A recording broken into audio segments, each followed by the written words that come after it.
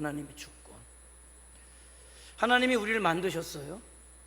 그리고 우리를 하나님의 자녀 삼아주시기 위해서 예수 그리스도를 보내셨고, 예수님의 죽으심을 통해서 내 죄를 대속하셨고, 나를 이제 하나님의 자녀로 삼아 주셨단 말이에요.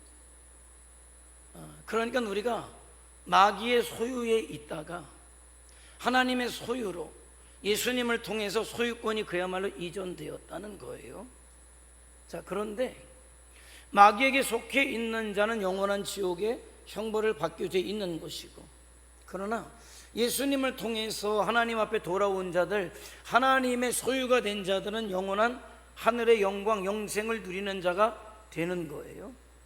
자, 그럴 때 저와 여러분을 지으신 분, 부르신 분, 구원하신 분, 하나님의 자녀 삼아주신 분이 하나님이시라고 할 때 저와 여러분의 소유권이 누구에게 있느냐? 하나님께 있어요. 그런데 인간적으로 볼 때 내가 누구의 소유다라고 할 때 굉장히 기분이 나쁠 수는 있어요.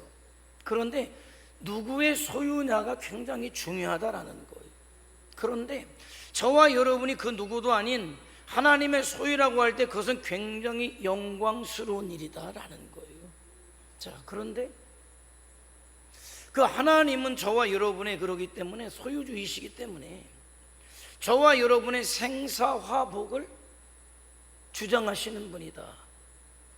흥망성쇠를 이끄시는 분이 하나님이시다라는 거예요.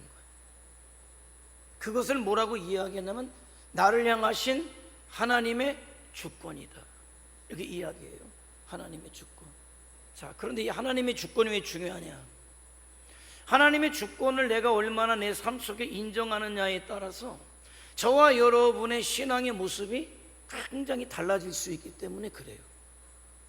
그래서 오늘 말씀을 나눌 때 하나님의 주권에 대한 이해가 되고 동의가 되고 기꺼이 순종함이 되어서 하나님의 이끌림을 받고 축복된 삶을 이 땅에서도 하나님 손에 붙잡혀 쓰여지고 마침내 아버지의 나라에 이룰 수 있는 자들이 저와 여러분이 되시기를 주님의 이름으로 축원해